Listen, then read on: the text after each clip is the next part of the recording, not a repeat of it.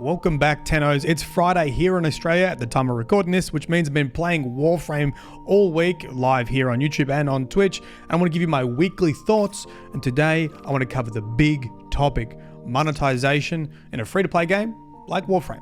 On a side note, stay tuned to the live streams. I'm doing a lore collab with Star-Lord. We're going to talk some Warframe lore live on stream. If you miss it, that's okay. I'll re-upload it as its own video as well. I think the most shocking thing about Warframe, for me playing Warframe for the first time, is just how fair the monetization is. It did make me think, does DE hate money? You know who doesn't hate money? Me. This Mother's Day, give your partner or your mother the greatest gift possible. Silence.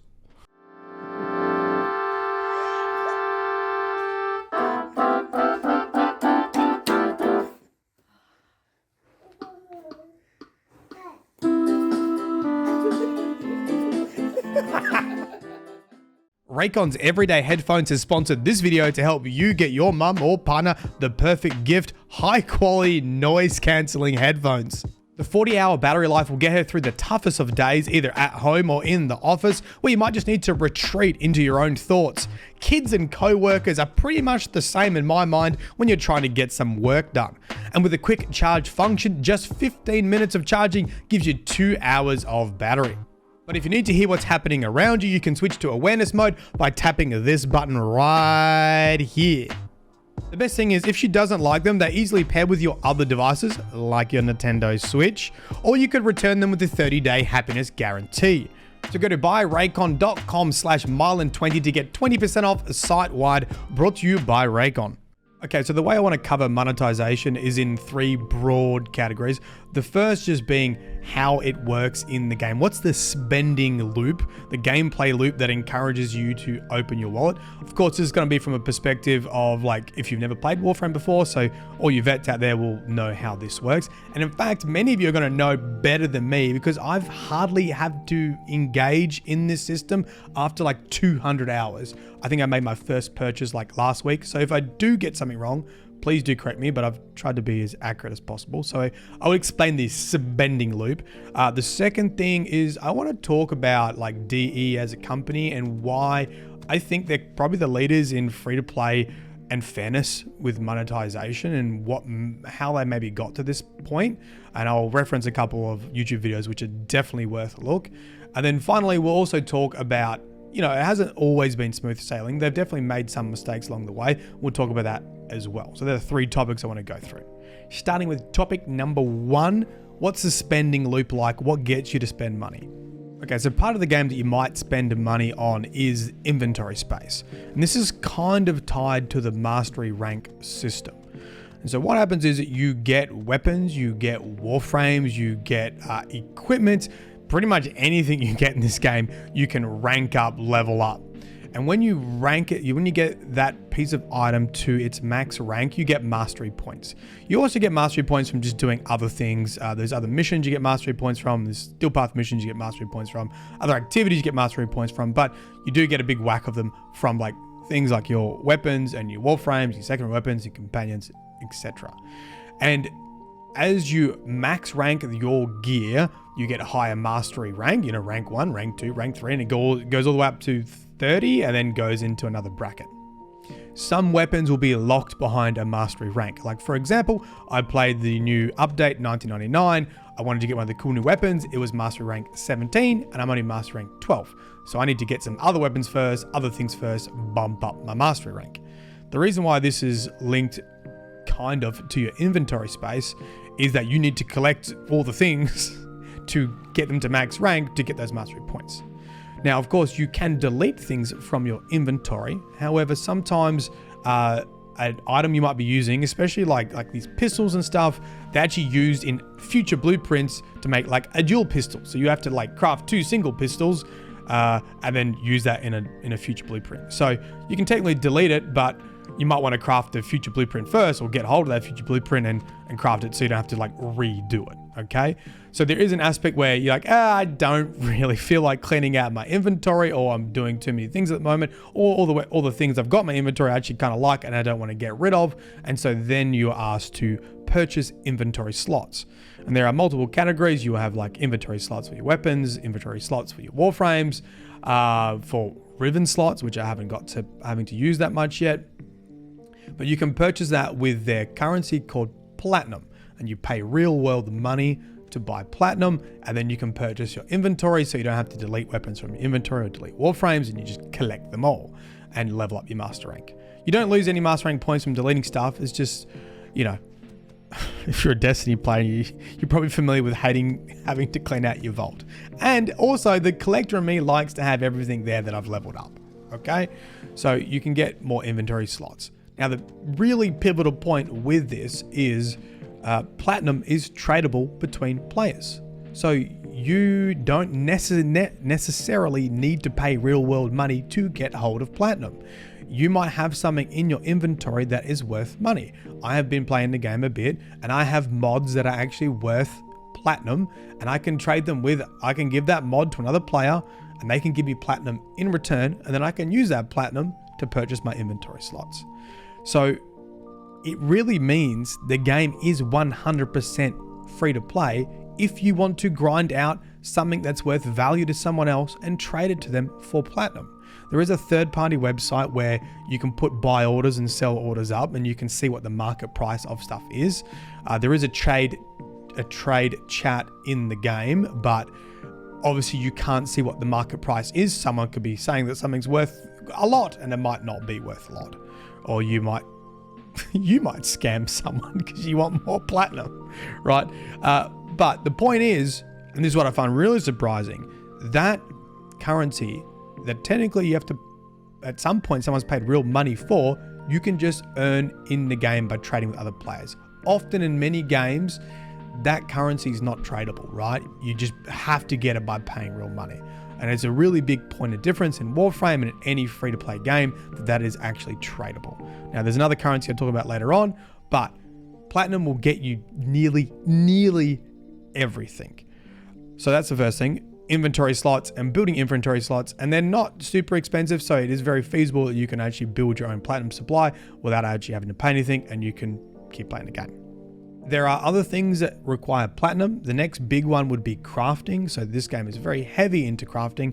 And when you craft something, you probably will be shocked with a craft wait time. It was a shock to me, but I've actually learned to love it. Like, for example, when you craft a weapon, you don't get it immediately. It'll be 12 hours. Warframes, I think, are like 3 days. So you got to wait for it to cook. I have actually liked this system. I will say that I think Warframes are too long. I think 3 days is too long, but 12 hours and even 24 hours, it's a nice little surprise. You log in the next day and all your goodies are there for you to test out. Now, the area there where Platinum comes in is you can speed up that process. You can rush that process and pay with Platinum, so you don't have to wait 12 hours, 24 hours, 3 days to start playing with a new toy. So that's how they link it into the crafting system. Very like, I haven't rushed anything. Maybe I rushed one thing. Maybe I think I've rushed the Necromech. That's it. Because I'd grinded so long to get it. I was like, I'm not waiting any longer for this. Right? So you can do that too. The last aspect I think that the game encourages you to open the wallet is just the in-market game. And this is where you find all your cosmetics and your skins, and there's lots of different aspects of this, and some are completely free to play and you can work towards it, only involve plat, and some are pay money only. Okay, so a lot of the time there are blueprints for weapons and warframes that just cost credits, and credits, if you play Destiny, is like glimmer. It's just stuff you get from every single mission that you're doing. It's very easy to get hold of credits. There's modes that will give you, 500,000 credits for just playing it, and it's like a wager system. So it's not very hard to get hold of credits, and you just buy the blueprint, and then you got to go and play the game and farm those components to craft it. Now, you can skip that process by using Platinum, which you've either earned or you've bought with real money, and you can just buy outright the Warframe or the weapon or whatever you're looking at getting, and you can just use it straight away. All right, so you skip some time. It truly is like pay to skip rather than pay to win. You can earn all those things just by playing the game, and that's what I've done too. Like 200 hours in, I only made my first purchase last week, and I think I spent $20, and I just did it for inventory slots. So I didn't have to worry about that because I needed to get my MR up, and I crafted a whole bunch of weapons. I couldn't be bothered going through my inventory and working out which weapons are going to be in future blueprints. But if you had the patience, you could have done that. Of course, it's not just like weapons and warframes you buy. There's like skins and accessories that you can buy also, but they are only for plat. So you would have to go out there and farm items that other people want and trade for plat and build up your platinum reserves so you can buy some skins and accessories, and you can do it that way, or you can spend real money for it. There are a couple exceptions to this kind of like loop of earning plat or buying plat, and that is Tenogen skins. Tenogen skins are a collaboration between Digital Extremes and artists, and artists submit designs for warframes, like skins for warframes, and those who are selected actually get a percentage cut of the money. So you can only use on Steam, you can only use real world money to buy these skins. I believe I've been told on console you can use plat, so there's a little bit of a difference there. But on Steam, you can only get through using real money. The other one is, I did mention another currency, and I only discovered this recently, like last week. I didn't even realize this was a thing because I haven't had to interact with it yet. But it's called Prime Resurgence, and essentially, you've got like standard warframes and you've got warframe primes. They're like warframes that have slightly better stats. Okay, like I have, 10 warframes and 1 warframe prime. I've got 1 prime at the moment. The rest have got me all the, through the rest of the content. They are on, the way that you get primes is on, you put in a relic and you farm the components for a prime. It doesn't matter. You put in a currency and you farm a specific activity and you have a certain chance drop rate of getting a prime part, right? And you put the prime parts together and you got your warframe. They are on a rotation system. So as DE introduces new warframes, some come out of rotation. So it's very likely that you might be going for a prime that no longer is in rotation. And this is what Prime Resurgence is for. You can spend real world money, and you can only get that by spending money. Yeah, it's actually different from Platinum. And you can buy those warframes that are currently not in rotation with real money. Okay. However, there is a workaround. You could trade Platinum for the thing you need to farm them. So you could technically still go and farm these prime warframes that are not in season, that are out of rotation, paying Platinum for them. But the Platinum price is probably going to be higher because they're not in rotation. Okay? For me, the defining feature of this whole system that allows it to work is that Platinum is tradable. Because a lot of games will not allow you to trade that currency that costs real world money with other players, right? You have to open your wallet, you have to go in the shop, you have to purchase it personally yourself to get access to it. The fact that you can just play the game, potentially get a drop that's worth Platinum, and then give it to a player in return for Platinum, then spend the Platinum on the things you want is fantastic, and I think is pretty rare in the free-to-play market. There is that one exception with the Prime Resurgence, which you can only use real money in the Tenogens. But in general, there's so much of the game that's accessible to you that just says, do you want to trade time for money? It is a proper definition of pay to skip, really, and a good definition of pay to skip that, yeah, if you don't want to grind something out, you can pay to fast track it, or you can grind it out. You don't have a job, you don't have employment, you don't have money, but you got heaps of time, Warframe's for you. On top of that, I think what else gives a lot of goodwill for this game is there's no hidden transactions, right? It truly is free to play. The battle pass is free. First time I've seen a battle pass in a long time that doesn't have the pleb, the free to play track, and then the paid premium battle track, right? That gives you all the best resources, all the best gear, a lot earlier in the track, right? All the best looking cosmetics. It's just one battle pass. Everyone has the same battle pass. It's free. You just grind it out as you play the game and you unlock the things at each stage of the battle pass. The updates are free. There's not additional content you have to pay for. There's no dungeon keys you have to pay for, digital seasons or DLCs.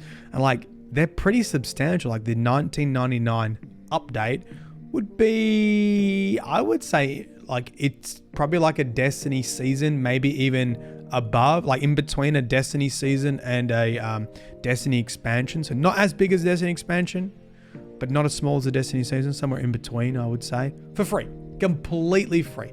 New weapons, new characters, new story, new hub worlds, new environments, all that kind of stuff. And lastly, they give you platinum discounts. So you do get daily logins, and every now and then you'll get a discount. I can't remember the fractions, if it's 25, 50, and 75, but you can get up to 75% discount on your platinum. A little bit of a nudge to go, hey, you know what? You've been playing the game a lot. You've done 200 hours. You know, here's a 75% discount. Maybe you want to buy a little bit of platinum and save yourself some grinding. Very impressive. It truly is free to play and a really good definition of pay to skip some things. Okay, now that you know how the monetization system works, on to topic 2, which is why I think DE are the way they are. I highly recommend watching the No Clip documentary. I'll put it down below. Very, very informative. It is a bit old now, like 7 years, but you get a really good idea of the mindset of Digital Extremes and some of the ancient lore involved with their company. And I do think their history has led them to having this free-to-play game. So let me take you through some of that. Originally, they were looking to publish a game called Dark Sector. One of the characters looks like one of the Warframes called Excalibur, set in sci-fi. They were pitching it at lots of different publishers, and basically, crazily, nobody wanted it because it was sci-fi. Can you believe it? People not wanting sci-fi. So they would turn down a lot, but they were just essentially offered contract jobs. Like, hey, we don't want to help you do Dark Sector, but will you help us make this other game? And that's kind of how they kept afloat for quite a while, is just keep doing these contract jobs. Eventually that work dried up just because of the market and what was going on, and publishers pushing things in-house rather than using contractors. And they were like, yeah, we're getting down to the last 12 months of like salaries and severances. If we don't make something happen, like we're cooked. And so Warframe was in their words, their Hail Mary. And they had seen other free-to-play games and thought, and that was interesting to them. They thought, well, why don't we do free-to-play game and make the game that we also want? The other backstory is the Dark Sector eventually was made, and it lost a lot of its original sci-fi-ness and was changed a lot by the publishers to I guess suit a mainstream audience. So it wasn't originally what they visioned either, and so making Warframe free to play would give them more creative freedom, and hopefully it would work out. But I think this has led to the way that DE operates now, and this rough start was kind of essential for them to have really ethical monetization practices. Part of it did come from desperation, that this needed to work and this needed to land well with players, and their back was against the wall, and kind of the players became the publisher, like, hey, we wanted to be this way, and they were kind of needing to comply with that. But I will say, every time I've heard DE speak, I don't think it's as corporate as that, like, oh, we have to do this because, you know, we're going under. I do generally feel like they want to do the ethical and right thing by the community, and it wasn't just desperation, but there was some really good leadership in there to do the right thing when it came to monetizing and working out this free-to-play model, because there definitely were some missteps, and we'll talk about them in a second. I also think their relationship was boosted with the Founder Pack. They introduced a Founder Pack, even though the game was free to play, that people could support the game, and that obviously brought a lot of excitement, that people were willing to put their money there. But I do think that started a really strong relationship between Digital Extremes and their community, that people were willing to actually pay for a free to play game, and they believed in what they were making and gave them a little bit of reinforcement. I also think their relationship with the community was strengthened with some of the coverage by YouTubers back in the day. They mentioned Total Biscuit really like taking them to the next level. And I think that also showed them how they can communicate with their audience better through Twitch and YouTube. And now that's carried over with all the things they do with, they do live streams, they do weekly dev, shorts. And it's probably the most communicative game developer I've seen in a long time, without all the corporate speak as well. Just like normal, down-to-earth people, just talking normally about video games. Very, very refreshing. But I think a lot of these lessons were learned in those early stages where they were struggling and they needed something to succeed, and they lent on the community and they rely on the community. And I always get the impression that they're just so, they still have that mindset. Like they're still so thankful for you to play the game. Now I've said this on stream, but I haven't said it in a video yet. I have spoken to probably people from one person, but I've spoken to people from Digital Extremes. Probably more in a couple months of playing it than I spoke to Bungie in like 10 years. And I worked for Bungie. I did contracting work for Bungie. They take about 4 weeks to respond to an email. I get the impression it's throughout the company. I could be wrong like that, but I feel like it's very strong leadership, very connected to the community, and it's built on that first real struggle bus of getting their game off the ground, and they had to rely on the community, and I feel like they're very grateful for that, and so they keep pushing that ethical response when it comes to monetization and making sure they give a great game. And by doing the right thing, ironically, people give you money. And I don't know why games never want to do that. I guess it's a hard pitch to say, hey, if we just do the right thing, I think people will spend money. Because there's a hunch, right? It's like, hey, why don't we just do the right thing, make a great game, and people will probably spend money. I mean, I have so much faith and loyalty to DE just because of how they conduct themselves. I do want to give them money now. I do want to spend microtransactions because I want more game companies to operate in this way. Long story short, I think their rough start actually was very helpful for building a really strong relationship to the community, very reciprocal relationship between game developer and community, and their leadership has maintained that for over a decade, and that is very impressive.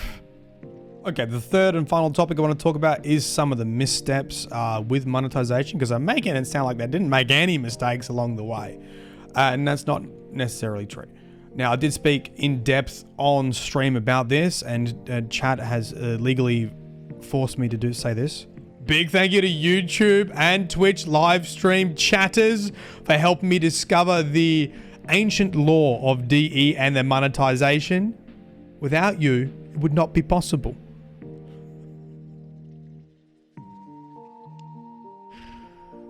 You can also watch the video Warframe is a Wake-Up Call by Legendary Drop. I'll link that down below too. So now you got 2 bits of homework. Watch the No Clip documentary, and then watch the Warframe is a Wake-Up Call, because that's also much higher quality than this video. But let's just briefly cover some of the missteps. The first is the pet gambling. There are companions in Warframe that look like space dogs, and originally when they came out or released, or shortly after they were released, you could re-roll their fur patterns and colors, and that would cost you platinum real money. And people, one person in particular, went a little bit crazy with it and re-rolled their thing many times, because you could also, once you found a pattern you liked, you could imprint it and then give it to others. And once they saw that someone spent way too much money doing this, they recalled it and removed it. Okay. Also, chat reminded me that revives used to cost money. Apparently, you used to only get 4 revives a day, and then you had to pay platinum to then revive, actually get good or open your wallet. There was the Frost Mag. Oh, and obviously that was removed. It's no longer in the game. Frost Mag heirloom debacle. Essentially, there was an aspect of fear of missing out on these skins, these heirloom skins for 2 Warframes called Frost and Mag. They were part of a bundle, limited time only could spend real money to get it. Now, I don't think that was reversed, but they did do a makeup by adding more skins for other Warframes. It was Rhino and someone else, I'm sure. You can correct me down below. I wrote it down here, but now it's not my notes. They made up for some other skins that you could purchase with platinum, so you could earn it in game and then just get those skins, and they were not going to go away, so it'd be like a fear of missing out, limited time thing. And Warframe is actually really good for that, for the fear of missing out, as in there are not many things that really like make you open your wallet so you don't miss out on it. I mean, this was an example of that, but there's not many other things that are like that. You can just slowly work your way towards getting what you want to get. Another misstep was originally Orokin reactors, what the community called potatoes. They basically double your mod capacity. Mods have like the more you upgrade a mod, the more points they cost. And so when you get really powerful mods, you need more mod capacities, and these things double your capacity. You used to have to purchase these. And the only way you could do it was buy these. Obviously that's been removed from the game and no longer there. I think, so that's just, some examples, and examples you would expect of like scummy free-to-play games, right? Like essentially paying for power and like very big roadblocks or gambling mechanics. But they were reconciled or removed, or at least addressed. I think the documentaries that I've watched, and from the words of their own, like the developers and leadership team, like it seems like they definitely give the impression they did this on their own terms, that they didn't like how some of these things were playing out and they changed it. And I tend to believe them, but if I was to play devil's advocate, even if it was like massive community outrage, right? Because this is how it normally happens in other video games. So you have such community outrage, the developers are forced to respond. It doesn't seem like that was the case, but if it was, I actually don't think it matters, because they did change it and they did roll back some of these things. I think that's more than you can ask of many developers that will not roll back anything that's to do with monetization, unless the game is really going to crash and burn. So it could be a bit of both, a bit of community backlash, but also, once again, I do get the general impression, maybe I'm gullible, that they want to do the right thing by their players. And that comes back to my second point, which I think the relationship they developed with their community from the very early beginnings, and having a bit of a rough start to launching Warframe. I think the biggest thing when it comes to Warframe is I want Digital Extremes to succeed everywhere. I want them to succeed in Warframe. I want them to succeed in Soulframe, their new game that's not out yet, that they're currently developing, because I want more of the way that they behave in free-to-play games. Most people, when you think of free-to-play games, think, oh, okay, they usually let me play for like 10 hours, and then there'll be some enormous roadblock that unless I want to do like 1,000 hours, the most basic, boring mission, I can't proceed. And they don't do that. It is the closest I think you'll get to an actual free-to-play game with very ethical and fair monetization. And for that, they get a huge amount of goodwill from the community. And it's kind of like this snowball effect. Like the community loves it, then they appreciate the community, they keep making more content, the community's like, you're doing a great job. You're doing a great job, keep going. And then people like me come along and play for the first time, like, God damn, I want them to do good, because I feel like if they do good, maybe they can change how other free-to-play games do it, and it can do better. And I want them to financially succeed doing the ethical right thing. Anyway, there you go.